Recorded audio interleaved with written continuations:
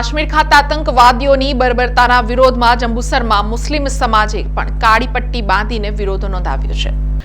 જમ્મુ કાશ્મીરના પહેલગામના બેસરનમાં આતંકવાદીઓએ કરેલા હુમલા બાબતે જંબુસર મુસ્લિમ સમાજ દ્વારા જંબુસર એસટી ડેપો સર્કલ ખાતે વિરોધ પ્રદર્શનનો કાર્યક્રમ રાખવામાં આવ્યો હતો, જેમાં મૃતકોને ન્યાય મળે તેમજ સરકાર તરફથી પરિવારજનોને સહાય મળે તેવી માંગ કરી હતી।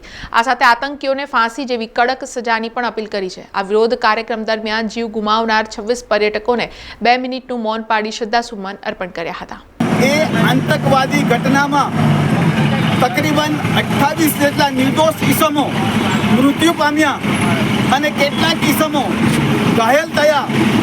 આ ઘટનાને અમે જંબુસર શહેર તેમજ જંબુસર તાલુકાના સમસ્ત મુસ્લિમ સમાજ સખત શબ્દોમાં વખોડીએ છીએ અને આ ઘટનાની અંદર જે લોકો મૃત્યુ પામેલા છે એમના પરિવાર તથા જે લોકો ઇન્જર્ડ થયેલા છે, જે ઘાયલ થયેલા છે, એમના પરિવાર સાથે અમે સમસ્ત મુસ્લિમ સમાજ તેમજ તાલુકાના સમસ્ત મુસ્લિમ સમાજ એમની સાથે ઊભા છે।